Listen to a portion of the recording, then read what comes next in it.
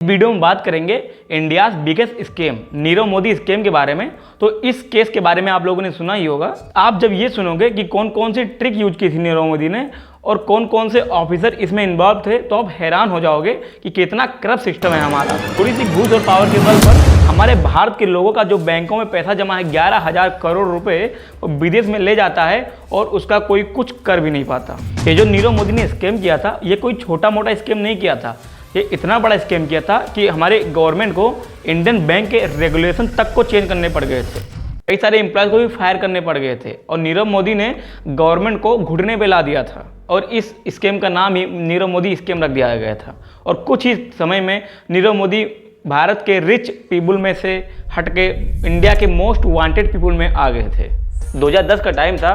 उसी टाइम पे नीरव मोदी का एक मुंबई में स्टोर था, काला घोड़ा लोकेशन पर।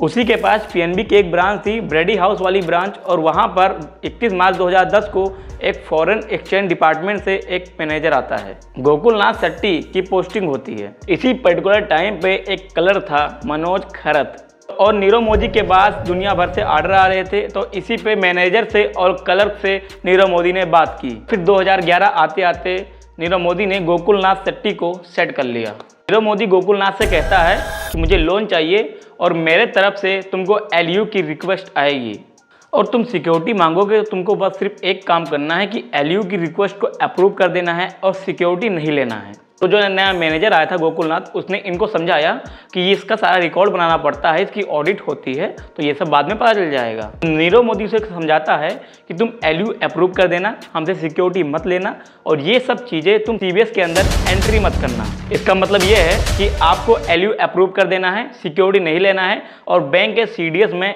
एंट्री तक भी नहीं करना है। और इसके लिए मोटी रकम सेट कर दी गई थी दोनों बैंक के ऑफिसर को। मैनेजर स्टार्टिंग में आनाकानी करता और बाद में मान जाता है।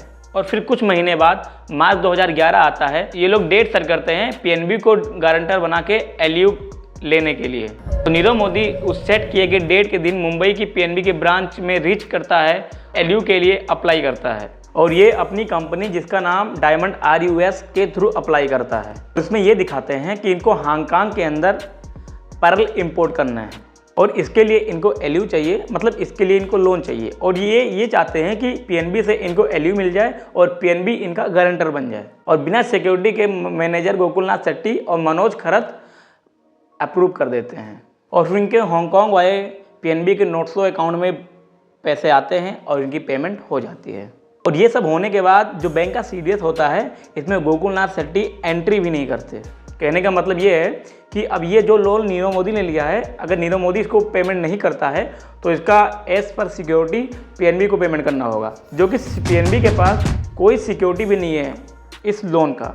अब आप ये सोचेंगे कि नीरव मोदी ने बिजनेस करने के लिए प्लान बनाया होगा कि पहले लोन ले लेगा एंड फिर उससे बिजनेस करेगा। जब उसकी कंपनी प्रॉफिट में चलेगी तो फिर वो जो लोन होगा उसको पेमेंट कर देगा। लेकिन नीरव मोदी ने डे 1 से ये प्लान बनाया था कि उसको लोन कभी वापस ही नहीं करना है। उसका प्रिंसिपल अमाउंट तो छोड़ो, जो उसका इंटरेस्ट था वो भी उसने नहीं दिया, और वो भी तब जब उसकी कंपनी प्रॉफिट में चल रही थी। और दूसरी जो ये बिना सिक्योरिटी के लोन अप्रूव कर रहा था, वो सेल कंपनी के माध्यम से वो सारा पैसा इंडिया से बाहर विदेश में भेज रहा था। उसने जब देखा कि जब उसका जो एलयू था ये अप्रूव हो रहा था, तो उसने एक दूसरा प्लान बनाया और जो भी उसके डायमंड थे, फेक और लो डायमंड को ज़्यादा महंगा दिखा के फिर वो ज़्यादा लोन लेने की कोशिश करने लगा। चलिए अब इसको अच्छे से बताते हैं कि इसने क्या किया। इसने बाहर और सारे देशों में 18 सेल कंपनी खोली और 18 सेल कंपनी में इसने अलग अलग 8-8 हज़ार रुपये दे के फेक डायरेक्टर बैठा दिए, ताकि सबको पता चले कि ये इसकी कंपनी नहीं है और ये जानबूझ के कम पड़े हुए डायरेक्टर बनाता था, जिससे उसको उन लोगों को ज़्यादा पता ना चलते कि इस कंपनी में क्या हो रहा है। अब देखिए करता क्या था, जो इसके डायमंड थे लो क्वालिटी के थे, लेकिन इन्हीं सेल कंपनी के माध्यम से इसको बिका हुआ दिखाता था और अपना एलयू पास कराता था और फिर उसी एलयू का जो लोन होता था वो अपनी सेल कंपनी में सेंड कर देता था। अब ये क्या करता था, तो जो इसका 1 लाख रुपये का मान लो डायमंड हो गया, क्योंकि लो क्वालिटी का था, तो इसी 1 लाख रुपये के डायमंड को अपनी सेल कंपनी को सेल करता था और इसको 10 लाख रुपये को वहाँ पे शो कराया जाता था और इससे एलयू पास कराया जाता था। और जो फिर जब पास हो जाता था तो अपनी दूसरे सेल कंपनी में उसको पेमेंट कर देता था। अब देखिए ये क्या करता है, वो जो 1 लाख रुपये का डायमंड था उसको अपने 17 सेल कंपनी के माध्यम से दौड़ा कर उसको 50 लाख रुपये कर देता है और फिर लास्ट में ये दिखाता है कि जो 50 लाख रुपये का डायमंड है उसको इसको ज़रूरत है और इसको नेकलेस बनवाना है। अब ये क्या करता था, उस 50 लाख के डायमंड के बदले में बैंक से जाके एलयू पास कराता था और ऐसे 50-50 लाख रुपए लेकर विदेश में अपनी सेल कंपनी को सेल कर देता था। इसने फेक एलयू बना के ऐसे बहुत सारे अपनी सेल कंपनी में जो लोन यहाँ से पीएनबी से पास करा रहा था वो सेंड कर दिया था पैसे। लोग बहुत हैरान थे कि इतनी रिसेशन के टाइम पे ये इतना ज़्यादा प्रॉफिट कैसे कर ले रहा है। और फिर दूसरी बात ये है कि जो इसकी डायमंड थी ये पूरे वर्ल्ड वाइड में फेमस हो गई थी। और फिर अपने इस जो डायमंड थे इसकी अलग अलग डिजाइन के ये पूरे 8 रन करता था। और जब 8 रन करता था तो इसके पास पैसे की कमी थी नहीं, फिर ये जो चाहे वो डिजाइन मंगा लेता था और उसकी ऑक्शन कर देता था। इसके बाद इसके बहुत सारे नेकलेस बहुत महंगे महंगे बिके और सन 2014 में इसने दिल्ली में डिफेंस कॉलोनी में नीरव मोदी बुटीक नाम से अपना एक स्टोर ओपन किया।